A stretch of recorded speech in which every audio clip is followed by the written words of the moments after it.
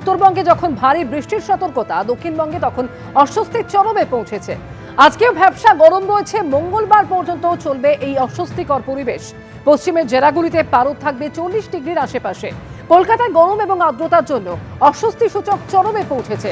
কলকাতায় তাপমাত্রা থাকবে 36 ডিগ্রি সেলসিয়াসের আশেপাশে।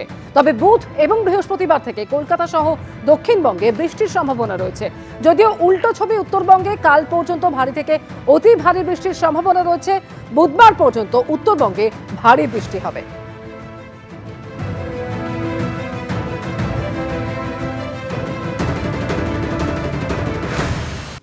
আপাতত বিহারের ওপরে একটা সার্কুলেশন বা ঘূর্ণাবর্ত রয়েছে।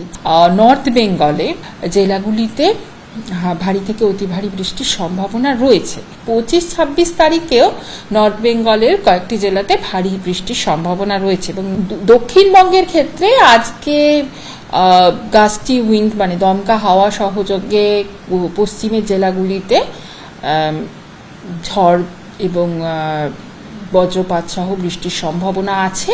তাপমাত্রা কিন্তু মোটামুটি একই থাকবে, মানে বাড়ারও সেরকম কোনো সম্ভাবনা নেই। 9 দিনে তৃতীয়বার ফের বাড়ল পেট্রোল ডিজেলের দাম। কলকাতায় লিটার প্রতি পেট্রোলের দাম বেড়েছে 94 পয়সা। লিটার পিছু ডিজেলের দাম কলকাতায় বাড়ল 95 পয়সা। কলকাতায় লিটার পিছু পেট্রোলের নতুন দাম হলো 110 টাকা 64 পয়সা। আর কলকাতায় 1 লিটার ডিজেলের নতুন দাম 97 টাকা 2 পয়সা।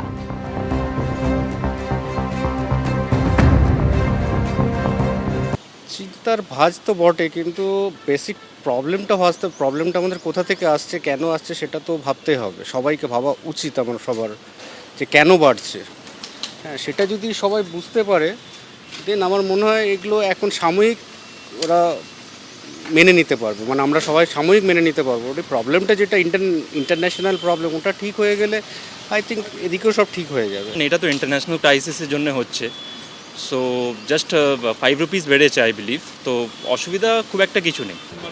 আরও বাড়বে দাম যা মনে হচ্ছে। কি করবো, চলতে হবে এভাবে আর কি। অসুবিধা তো হচ্ছে, তা কি করা যাবে।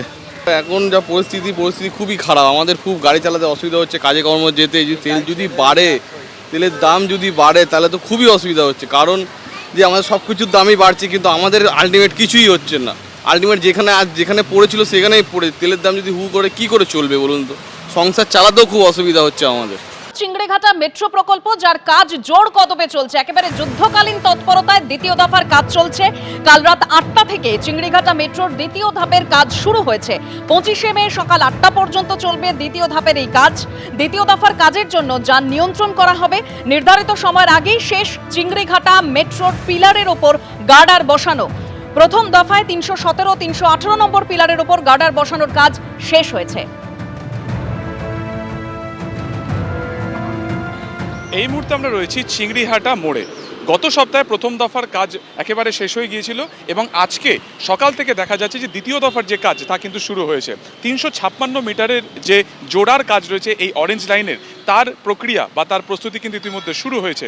গত সপ্তাহ পর্যন্ত প্রায় যে বন্ধ ছিল, রাস্তা বন্ধ ছিল চিংড়িহাটা মোড়ে, সেখানে দেখা গেছে এই 356 মিটারের মধ্যে হাফ রাস্তা পর্যন্ত যে মেট্রো লাইন রয়েছে, সেই মেট্রো লাইন জোড়ার কাজ সম্পন্ন হয়েছিল এবং বড় যে ক্রেন দেখা যাচ্ছে, সেই ক্রেনের মাধ্যমে ভারী কংক্রিটের যে চাই বা গার্ডার, সেই গার্ডারকে জোড়ার কাজ সম্পন্ন হয়েছিল এবং রাত্রেবেলার মধ্যেই কিন্তু বাকি যে অংশ জোড়ার কাজ তা কিন্তু ইতিমধ্যে শুরু হয়েছে এবং দেখা যাচ্ছে যে ইতিমধ্যে ক্রেন সেট করা হয়েছে এবং এইভাবেই কিন্তু যে কংক্রিটের ভারী যে গার্ডার রয়েছে, সেই গার্ডারগুলোকে তোলা হচ্ছে এবং সেগুলোকে সেট করা হচ্ছে। সব মিলিয়ে চিংড়িহাটাতে দ্বিতীয় দফার যে কাজ তা শুরু হয়েছে এবং তার জেরে কিছুটা ট্রাফিক ডাইভারশনও করা হয়েছে। অর্থাৎ উল্টোডাঙ্গা থেকে সায়েন্স সিটি পর্যন্ত যাওয়ার যে রাস্তা, তা সম্পূর্ণ রকমভাবে খোলা রাখা হয়েছে। দেখা যাচ্ছে যে সরাসরি সেই গাড়িগুলো কিন্তু চলে যাচ্ছে, সেখানে কোনো রকম বাধা হচ্ছে না।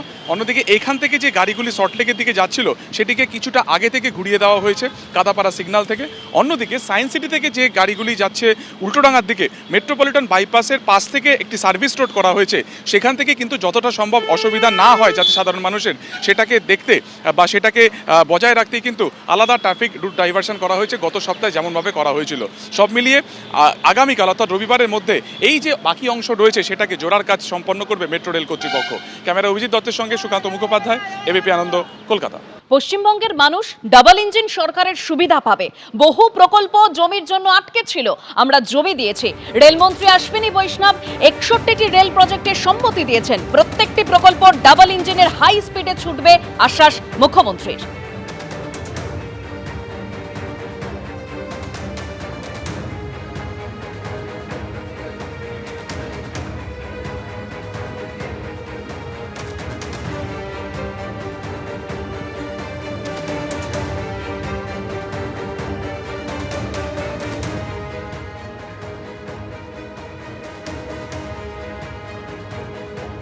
আপনারা খুশি হবেন শুনলে মাননীয় রেলমন্ত্রী mister Ashwini Vaishnavji 61 railway project railway board থেকে অ্যাপ্রুভ করেছেন। শুধু ল্যান্ডের জন্য আটকে ছিল, আমরা ল্যান্ড দেওয়ার জন্য ডাইরেকশন কনসার্ন ডিপার্টমেন্টকে দিয়ে দিয়েছি। 61টা নতুন railway project including Hili maximum হয়ে গেছে, আর একটু বাকি রয়েছে, including my Nandigram also. 6 acre জমি রাজ্য সরকার দেয়নি, 74 একর জমিতে রেল পুরো মাত্রায় কাজ করছে। এরকম অসংখ্য আছে। আমরা এগুলো ইতিমধ্যে ডবল ইঞ্জিনের টেস্ট পশ্চিমবাংলার পিপল পাবে। আপনাদের জোকা থেকে দমদম মেট্রো মাত্র 666 মিটার। চিংড়িঘাটাতে যে আমাদের বটল ছিল, যে জটিলতা ছিল, সেটাও আমরা ক্লিয়ার করে দিয়েছি। আমাদের এই রাজ্যে যে গুড অপরচুনিটি রয়েছে, এই অপরচুনিটিকে প্রপারলি ইউজ করে ডবল ইঞ্জিনের হাই স্পিডে আমরা ছুটবো একসঙ্গে। এখানে central government organisation, state government organisation একসঙ্গে কাজ করবে এবং বিকশিত ভারত তখনই সম্পূর্ণ হবে যখন ডক্টর শ্যামাপ্রসাদ মুখার্জির পশ্চিমবঙ্গ বিকশিত হতে পারবে। শিয়ালদার রোজগার মেলা থেকে আগের তৃণমূল সরকারকে আক্রমণ করেছেন মুখ্যমন্ত্রী শুভেন্দু অধিকারী। তিনি বলছেন, নিয়োগ দুর্নীতিতে আমাদের রাজ্যের অনেক বদনাম হয়ে গেছে, রাজ্যে পরীক্ষা কেন্দ্রগুলিও কলুষিত হয়েছে। কি বলেছেন মুখ্যমন্ত্রী, শুনুন। ইতিমধ্যে আপনারা জানেন আমাদের খুব বদনাম হয়ে গেছে পশ্চিমবঙ্গের।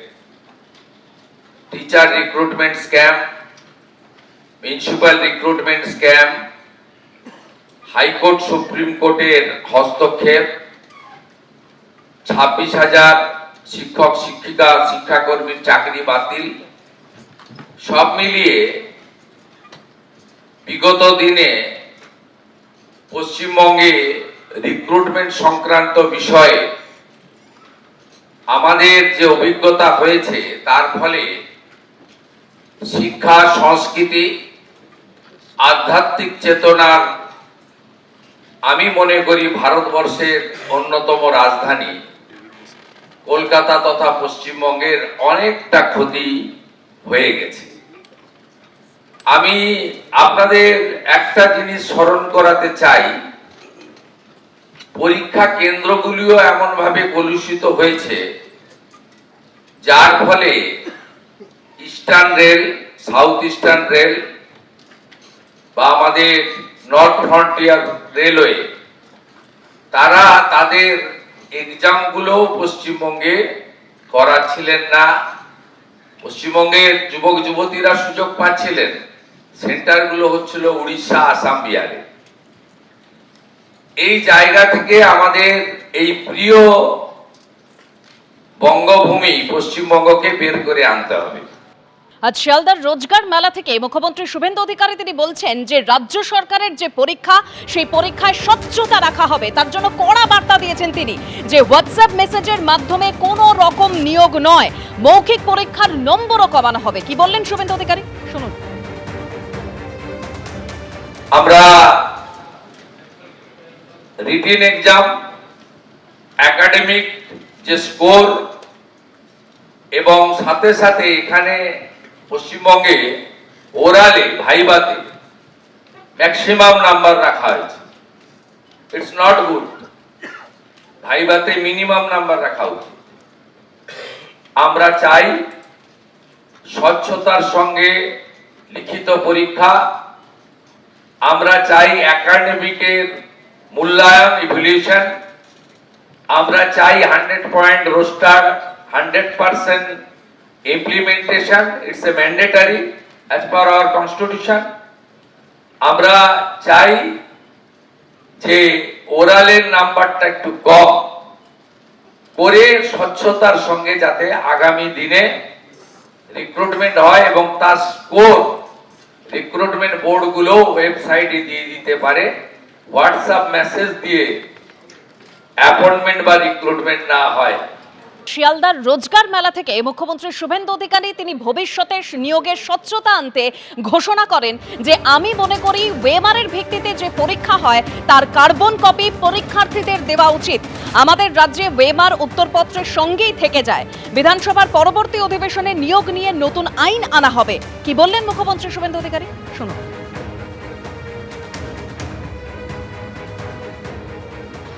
যে ওএমআর ভিত্তিতে যে লিখিত পরীক্ষা হয় তার কার্বন কপি প্রত্যেকটি পরীক্ষায় বসা যুবক যুবতীকে দেওয়া উচিত। আমি দায়িত্ব নেওয়ার পরে আধিকারিকদের জিজ্ঞেস করেছিলাম পশ্চিমবঙ্গে কিভাবে রিক্রুটমেন্টের পরীক্ষা হয়। তারা আমাকে বলল ওএমআর পদ্ধতিতে হয়, কিন্তু কার্বন কপিটা খাতার সঙ্গেই থেকে যায়, কেউ নিয়ে যায় না, থাকে carbon copy. It's a very bad practice. Mala fide intention, nepotism, corruption will move a fresh recruitment policy in next budget session of our assembly. আমরা আগামী অ্যাসেম্বলিতে রিক্রুটমেন্ট পলিসির জন্য যে নতুন আইন করা দরকার সেটা করব। আমাদের উদ্দেশ্য থাকবে ওএমআর কার্বন কপি রিটিন পরীক্ষার আমরা যারা পরীক্ষায় বসবেন তাদের দেব, সে প্রভিশন আছে। কিছুক্ষণ আগে নবান্ন থেকে সাংবাদিক বৈঠক করে মুখ্যমন্ত্রী শুভেন্দু অধিকারী ঘোষণা করলেন যে এই জুলাই মাস থেকে আয়ুষ্মান প্রকল্পের সুবিধা পাবে রাজ্য। জুলাই মাস থেকে আয়ুষ্মান ভারতের কার্ড দিতে পারবো। স্বাস্থ্যসাথীর 6 কোটি মানুষকে আশা করছি প্রথম দফায় আয়ুষ্মানে যোগ করাতে পারবো, ঘোষণা করেছেন মুখ্যমন্ত্রী শুভেন্দু অধিকারী।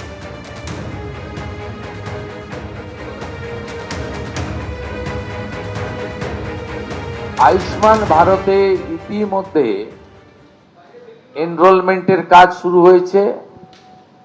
আমাদের বিশ্বাস যে জুলাই মাস থেকে আয়ুষ্মান ভারতের কার্ড আমরা দিতে পারবো এবং তার বেনিফিট গোটা ভারতবর্ষে আয়ুষ্মান ভারত কার্ড হোল্ডাররা পাবেন।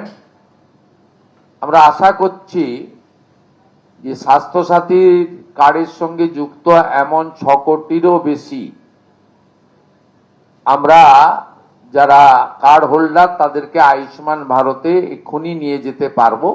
পরে পরে এই সংখ্যা আরো বৃদ্ধি পাবে এবং যারা নতুন করে আয়ুষ্মান ভারতে যুক্ত হতে চান, স্বাস্থ্যসাথীতে যুক্ত হননি, তাদের ক্ষেত্রেও অপরচুনিটি থাকছে। আমরা জুন মাসের প্রথম সপ্তাহের মধ্যে আয়ুষ্মান আরোগ্য মন্দিরের এগ্রিমেন্ট দিল্লিতে করার সিদ্ধান্ত নিয়েছি। সেখানে পশ্চিমবঙ্গ সরকার এবং ভারত সরকার মন্ত্রী স্তরে, আধিকারিক স্তরে উপস্থিতিতে একটি ইভেন্টের মাধ্যমে বা একটি ছোট্ট অনুষ্ঠানের মাধ্যমে আমরা এটা করব। কারণ আয়ুষ্মান আরোগ্য মন্দিরের বেনিফিট শুধু পশ্চিমবঙ্গে থাকা স্থায়ী বাসিন্দারা নন, প্রায় 1 কোটির কাছাকাছি পশ্চিমবঙ্গের স্থায়ী বাসিন্দা কর্মসূত্রে পেটের টানে বাইরের রাজ্যে আছেন বা এডুকেশন নেওয়ার জন্য বাইরের রাজ্যে আছেন, তারাও এই সুযোগ পাবেন গোটা দেশব্যাপী। সেই এগ্রিমেন্ট আমরা জুন মাসের প্রথম সপ্তাহে দিল্লিতে করার সিদ্ধান্ত নিয়েছি। মুখ্যমন্ত্রী শুভেন্দু অধিকারী তিনি এও বলেন যে আগের সরকার স্বাস্থ্যের ক্ষেত্রে কেন্দ্রের সঙ্গে বিরোধিতা করেছে, তাই কোটি কোটি মানুষ কেন্দ্রের প্রকল্প থেকে বঞ্চিত হয়েছে। কেন্দ্র ও রাজ্য সরকারের স্বাস্থ্য বিভাগে এতদিন সমন্বয় ছিল না। কি বললেন শুনুন। বিগত সরকার হেলথ সেক্টরে ভারত সরকারের সঙ্গে সহযোগিতা তো দূরের কথা, বিরোধিতা করেছে, যার ফলে পশ্চিমবাংলায় লক্ষ লক্ষ তো বলবো না, কোটি কোটি পশ্চিমবাংলার মানুষ ভারতবর্ষের অন্য প্রদেশগুলো যে ধরনের হেলথ সেক্টরে কেন্দ্র রাজ্য যৌথ উদ্যোগে বেনিফিটস গুলো পাচ্ছেন, সেখান থেকে বঞ্চিত হয়েছে। Central state political government to government relation তো ছিলই না। প্রশাসকদের মধ্যে বা ব্যুরোক্রেটসদের মধ্যে বা ডাক্তারদের মধ্যে বা হেলথ সেক্টরে যারা দায়িত্বপ্রাপ্ত তাদের মধ্যেও টকিং টার্ম, চিঠিপত্র আদান প্রদান ছিল না। একটা মারাত্মক ধরনের নেগেটিভিটি কাজ করেছে, যার কুফল সর্বত্র আমরা দেখতে পাচ্ছি। এবার স্বাস্থ্যক্ষেত্রে শূন্য পদে নিয়োগে নজর দিচ্ছেন মুখ্যমন্ত্রী শুভেন্দু অধিকারী। তিনি ঠিক কি বলছেন যে অনুমোদিত পদের মধ্যে মাত্র 53% নিয়োগ হয়েছে। স্বাস্থ্যে নিয়োগ প্রক্রিয়ায় স্বচ্ছতা আনার আশ্বাস দিয়েছেন মুখ্যমন্ত্রী শুভেন্দু অধিকারী। পশ্চিমবঙ্গে হেলথ সেক্টরে ডক্টর, নার্স এবং অন্যান্য ক্ষেত্রে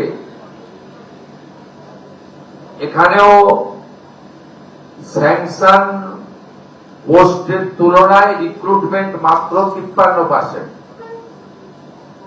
এটাও আমরা দ্রুততার সঙ্গে আগামী 3 মাসের মধ্যে রিক্রুটমেন্ট পলিসিতে স্বচ্ছতা এনে আমরা মাত্র 53% অ্যাচিভমেন্ট আছে। এটাও জাতীয় গড়ের থেকে অনেক নিচে, যেখানে 98% প্রায় জাতীয় গড়। পশ্চিমবঙ্গে এই হেলথ সেক্টরে রিক্রুটমেন্ট বিভিন্ন সেন্ট্রাল প্রজেক্টে, সেন্ট্রাল মানে স্পন্সর প্রজেক্ট বা আমাদের স্টেট সেন্ট্রালের যৌথ প্রজেক্টে 53% মাত্র হয়েছে, সেটাও আমরা কথা বলেছি। এবিপি আনন্দ, এগিয়ে থাকে, এগিয়ে রাখে।